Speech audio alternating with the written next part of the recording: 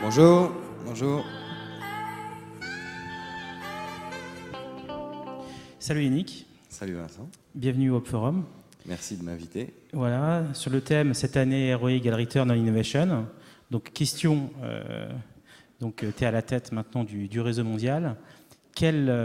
Comment faire pour encourager l'innovation auprès des marques que tu accompagnes au niveau mondial maintenant via le réseau Havas? Alors c'est très déstabilisant d'être ici parce que j'ai un chronomètre inversé là qui me dit le temps restant. Donc j'essaierai de parler dans le temps imparti. Écoutez, je suis très heureux d'être ici. J'ai failli pas être là parce que ma femme devait accoucher à cette période. Donc on avait vu avec Vincent que peut-être j'annulerais, mais finalement elle a eu bonne idée d'accoucher avant. Et ma fille est née un samedi, ce qui est assez pratique. Alors, bravo. Pour un chef d'entreprise. Hashtag le nom de ta fille. Voilà, Zoé. Okay. Voilà, c'est assez rapide, ça prendra pas trop de caractères sur les 140 impartis. Okay. L'innovation, je pense que c'est quelque chose de clé. Ça a déjà dû être dit ce matin, mais Winston Churchill disait une phrase passionnante. « If you don't take the change by the hand, it will take you by the throat ». Si vous ne prenez pas le changement par la main, c'est lui qui vous prendra par la gorge. Chez Havas, on y connaît quelque chose parce que déjà rien que du fait de sa maison mère, le groupe Bolloré, qui est un groupe d'origine papetière, qui a failli mourir du fait d'une mutation du secteur quand l'essentiel de nos revenus à la fin des années 70 venait de la fabrication de papier carbone. Les plus jeunes d'entre nous ne se souviennent plus ce que c'était que le papier carbone, mais bref, quand la photocopieuse est arrivée avec Rank Xerox, c'est une industrie qui est en train de disparaître. Il a fallu innover, adapter pour pouvoir survivre, on en était vraiment là. Pareil, si vous prenez un changement plus récent, comme la voiture électrique, c'est une innovation qu'on a développée au sein de notre groupe depuis plus de 17 ans. Donc l'innovation, ça fait vraiment partie de l'ADN, non seulement du groupe Havas, mais du groupe Bolloré dans son ensemble. Pour un groupe comme Havas, évidemment, ça a été dit plein de fois, je vais essayer de ne pas perdre trop de temps là-dessus, parce qu'il me reste plus que 12 minutes 42, la 41. Les mutations auxquelles font face nos annonceurs, nos marques préférées, dans tous les process de consommation traditionnels, font qu'il faut qu'on puisse les accompagner, il faut qu'on puisse leur apporter cette innovation, quelle qu'elle soit, à la fois dans la partie de création de spots publicitaires, comment faire des spots qui peuvent plus être partagés sur les réseaux sociaux, etc., à la fois dans les process qui leur permettent d'adresser ce message aux populations, c'est le cas pour toute la partie achat média, mais d'une manière générale, le sentiment que j'ai, c'est que les annonceurs, en tout cas les clients du groupe Havas, excusez-moi de trop de parler d'Havas, Sébastien Danet disait qu'il n'était pas là pour faire de l'autopromotion, moi j'en fais un petit peu, mais les clients du groupe Havas en tout cas sont plutôt à nous pousser à faire ces logiques de test and learn, comment essayer d'innover. Ils savent tous très bien qu'une marque perçue comme innovante par les consommateurs, par le grand public, a un attrait supplémentaire et les gens sont prêts à payer quelques centimes ou quelques euros de plus pour pouvoir en avoir possession. Tu parlais d'Havas, donc je suis obligé de te poser la question, effectivement, suite à la fusion Publicis-Omnicom. Small is beautiful. J'avais pas prévu de parler de ça, mais écoute, la fusion Publicis-Omnicom pose avant tout, tu en conviendras, la question de la taille. Quelle taille doit avoir un groupe de communication aujourd'hui pour répondre au mieux possible aux problématiques de ses clients? Évidemment, la taille compte, size matters. Je parlais de la publicité. Sûr, on se comprend. Excusez-moi. Un groupe de communication qui a des clients internationaux a besoin d'une taille. Voilà, d'une taille importante. Excuse-moi, je suis très perturbé. A besoin d'une taille importante pour pouvoir répondre à des problématiques dans le monde entier. Par exemple, de plus en plus de pitchs sont mondiaux. J'en prends les 2 derniers plus gros pitchs du marché. C'était le 3e manufactureur de smartphones qui est LG Electronics, le sud-coréen. Le 2e plus gros appel d'offres récent, c'était Fly Emirates, la compagnie leader dans le média. Ces 2 appels d'offres ont été remportés par Havas Media. Et ce qui est sûr, c'est qu'il faut une présence mondiale. On a d'ailleurs pour LG ouvert récemment un bureau à Bagdad et un bureau à Damas.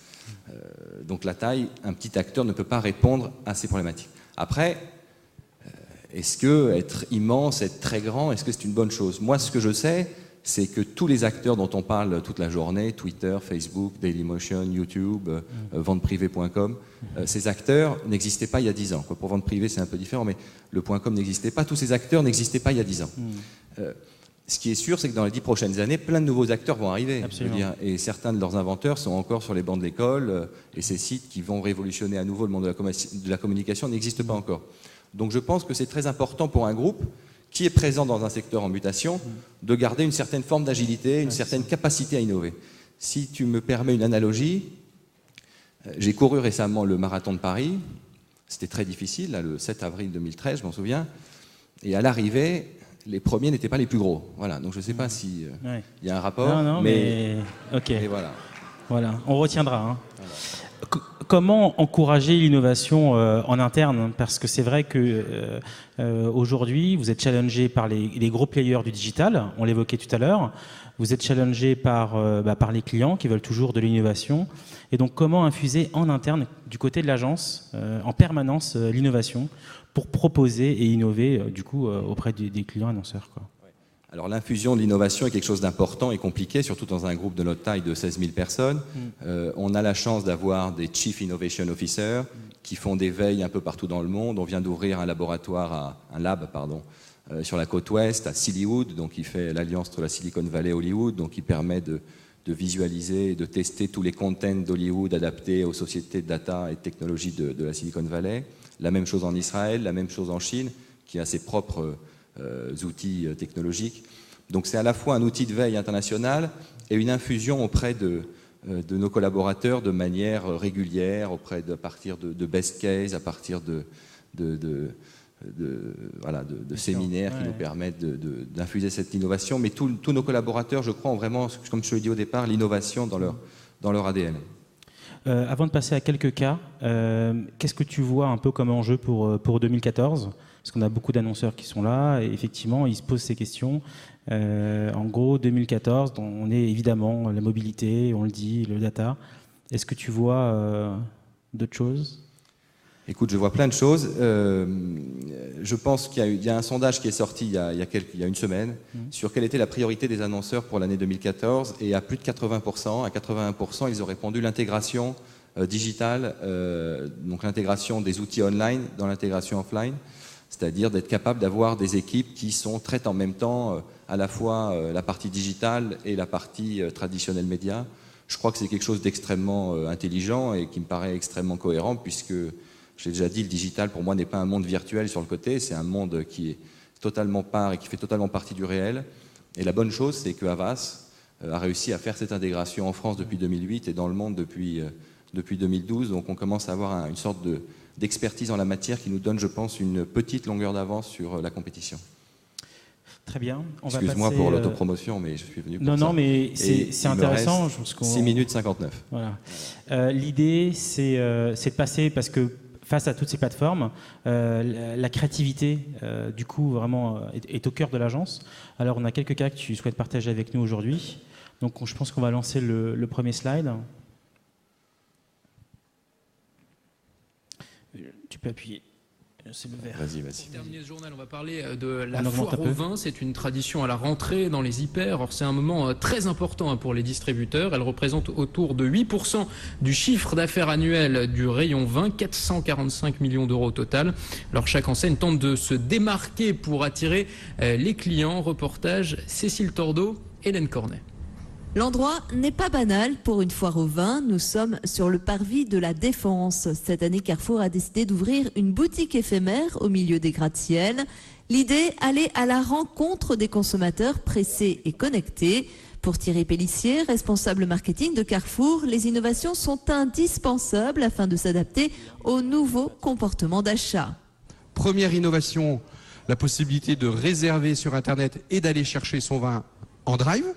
Deuxième innovation, un site incroyablement ergonomique qui permet de vraiment bien préparer sa foire au vin avec tous les critères dont on a besoin. Et troisième innovation, c'est celle-ci, aller à la rencontre des clients, leur proposer une expérience nouvelle et la possibilité d'acheter du vin, de faire leur foire au vin, d'être conseillé tout en sortant du bureau, en allant faire ses courses de shopping, etc.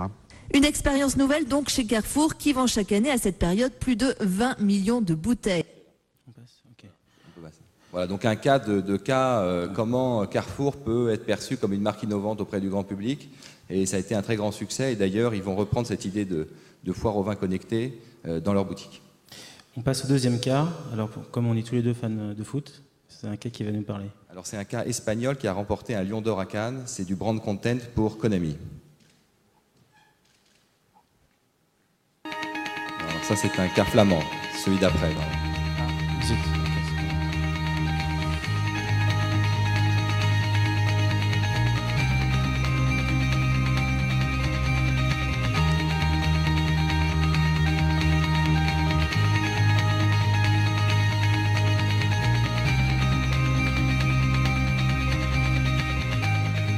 Armed with our social media toolkit, our little experiment began. First job, find KLM passengers who had checked into their flight via one of KLM's Foursquare locations or left a message through Twitter. Second job, search their social profiles, get to know them in a discreet manner, to think of a personalized gift. Ja, dat is een goeie. Third job, hunt them down and deliver the gift. Omdat zij een heel sportief iemand is en een weekend Rome gaat doen, dan is het misschien leuk als we haar zo'n Nike Plus bandje geven. Ja, wel heel leuk. Dan heb je dat niet nodig. Linda Bomhoff. Goedemiddag. Je liet ons weten via Twitter dat je met ons reist vandaag. Ja. Dus we hebben een kleinigheidje voor je gekocht. Nou, wat leuk. Om je, een hele fijn weekend is het geloof ik, hè? Maar Twitter al die goed voor is. Via Twitter heeft u een berichtje gestuurd dat u op Schiphol was en dat u met ons naar Mexico vloog. Dat vonden we in dat verband zo leuk dat we u een kleine verrassing willen aanbieden. Voor wat energie en wat verzorging. Een hele fijne reis. Ja, bedankt. Het is een bioscoopbon voor de Social Network. Dus we hebben een goedbon voor je van €15 om apps te downloaden. Niet schrikken hoor. Super, dankjewel. Ik zal daar meteen even twitteren.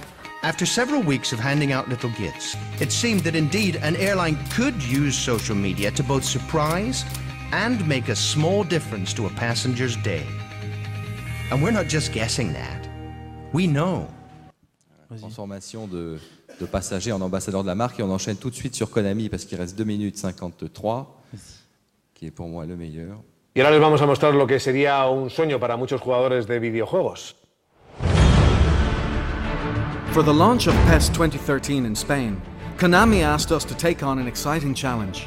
We had to convince video game players that they were looking at the best football simulator ever made. What if they could become one of the players inside their favorite video game? We created Enter the Game. Es lo que le ha pasado a un joven español, Eduardo Morillo. Será un personaje virtual en uno de los títulos de fútbol más conocidos, Pro Evolution Soccer. Los amigos de Konami pues han hecho la machada del siglo. Siempre podrá decir que fue el primer fan en entrar en un videojuego. The winner of Enter the Game had to combine great football and video game skills.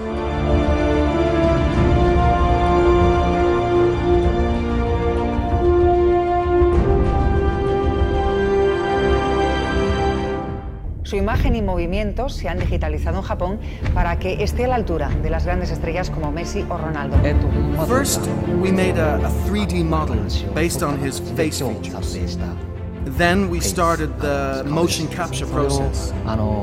We captured his way of moving, shooting and celebrating goals. Finally, we gathered all the data to build a super realistic avatar. This idea has demonstrated our users the realism of PES 2013.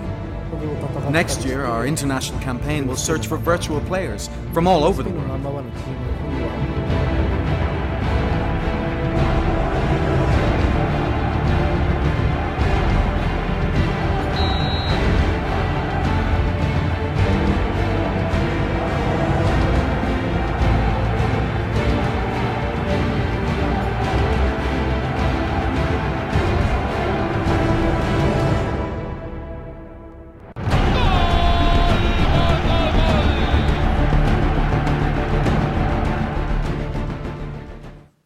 Ce cas qui est extrêmement bien fait vous montre comment on utilise l'innovation technologique, l'innovation des réseaux sociaux pour faire du FRM, du Fan Relationship Management, qui a eu un succès considérable en Espagne et qui est un cas qui peut évidemment être internationalisé et universalisé assez rapidement.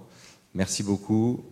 Un petit mot pour la fin. Voilà, écoutez, il reste 20 secondes d'avance. J'aurais été très heureux de participer avec vous à ce forum. Je pense que l'innovation est quelque chose d'extrêmement clé et que c'est très important de ne pas être dogmatique, de ne pas partir avec des idées conçues dans nos métiers. Les choses peuvent changer très vite, comme on l'a vu ces dernières années. Donc gardons un esprit innovant et être prêt à une évolution forte et positive. C'est quelque chose qui n'est pas forcément négatif, c'est quelque chose qui au contraire peut nous entraîner vers des choses meilleures. Donc merci beaucoup Vincent, merci à tous et merci à toi Yannick. Très vite.